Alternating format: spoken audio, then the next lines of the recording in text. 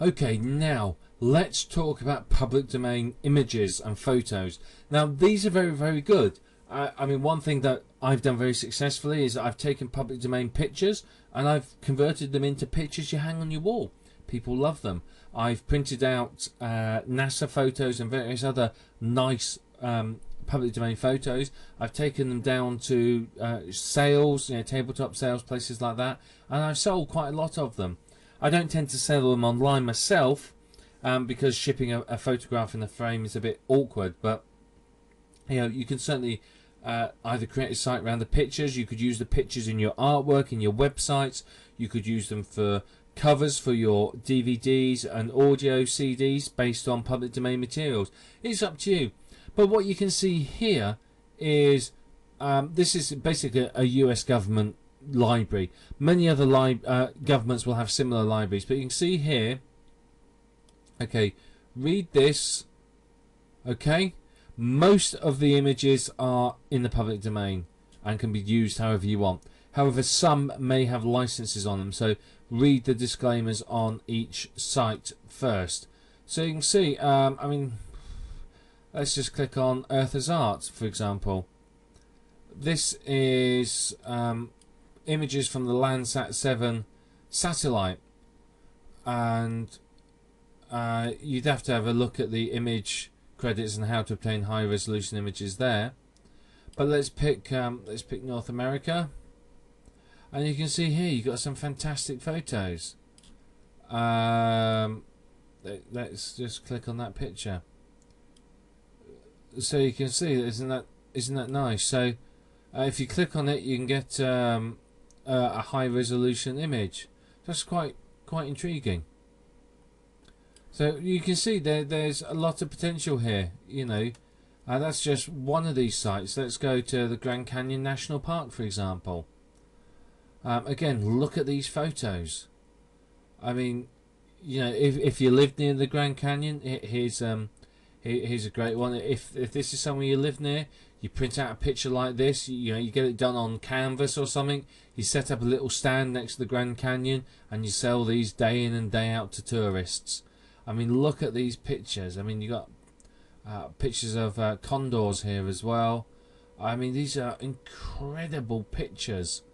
They're the sort of pictures that people who visit somewhere like the Grand Canyon would love to have, but cannot take. I mean, this one here, for example, I mean, it's a huge picture. It's a good high resolution image, but you can see it's taken from what looks like to be halfway up the side of the Grand Canyon.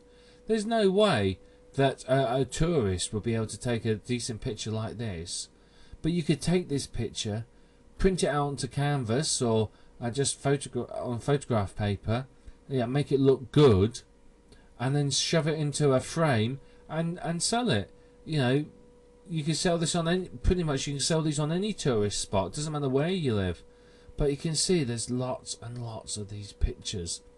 I mean, you could use these, I mean, silly things. You can use these on the internet, and you could do something where people can put their picture in and say, I've been here, and then print the picture out themselves. There's lots you can do. I mean, just look at those photos. I mean, they're good, high quality, good resolution photos, and they're all public domain.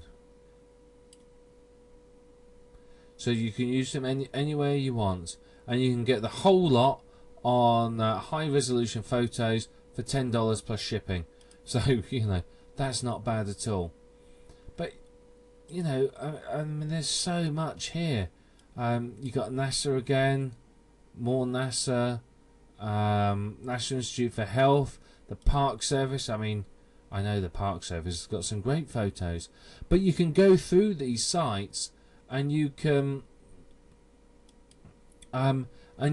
use these sites for anything you want. So let's pick a park. I mean, I don't know many of the United States parks. I'm afraid many of these are unfamiliar to me, which is a crying shame. But I know Yellowstone, don't we all? So let's go and have a look. Digital image. You can see here's all of the images. So you can look there, and that will show you. There's our new window opening. and this will show us a load of pictures from it. So we can go through and we can use some of these pictures. But there's many different niches, different opportunities. Let's just go back one more. So, you know, there's an awful lot of potential here. You've got the Oceanic and Atmospheric Administration. Lots of pictures of sea. I mean, you sell that to sailors. You know, people who are into boats. The Smithsonian. So these images, and there's the Yellowstone Park there itself. But these images aren't just to be used as printing out and selling as images. You use them on your website when you're looking for a graphic and you're thinking, well, what picture could I use? You can use them on CD covers, in books, whatever. There's lots and lots of potential here for using these images. I mean, there really is.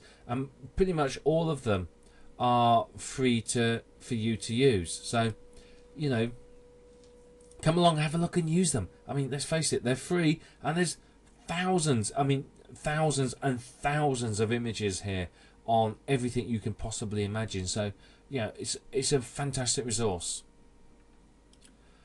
Okay, now here's a site. It's davidramsey.com. It's a collection of maps from the 18th, 19th century, which are in the public domain. Look at this. I mean, these are the sort of maps that people love to have printed out and put on their walls.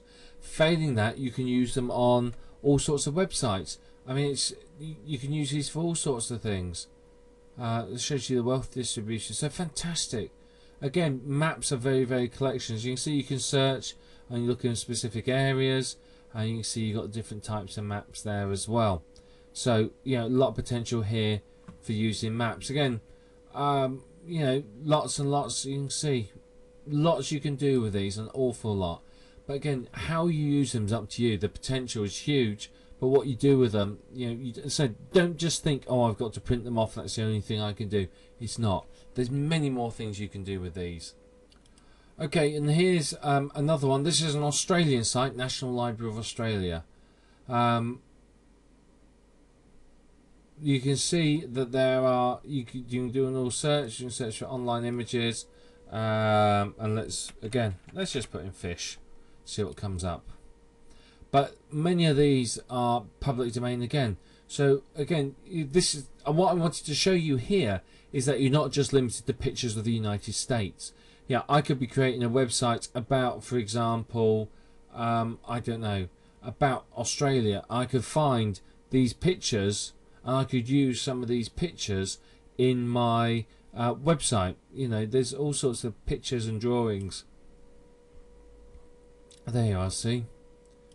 So you can see that these pictures can be used to help illustrate a website for you. You know, if I'm doing a tourist site on a particular area in Australia, for example, I may come here and get these images and use these images to help illustrate the site, rather than having to fly over there and take pictures myself. So, you know, potential's huge. You know, you have so many uses you can put these photos to. It's unbelievable. It really is. So, you know, I just wanted to show you that we're not just limited to the United States of America. Most countries will have government-run sites that contain public domain photos of that country.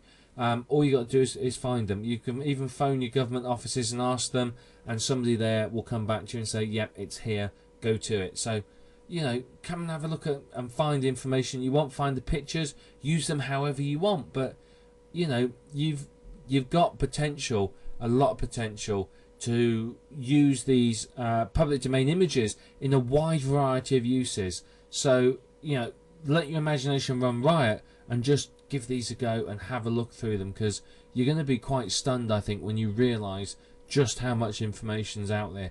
I am warning you, you are likely to sit there and just feel your brain turning to mush when you think about the number of different possible applications, the potential, and how much there is. So, you know, before your brain does turn to mush, watch the last video in this program. It will just help you focus and give you an action plan on how to take steps forward in order to actually make money from public domain materials.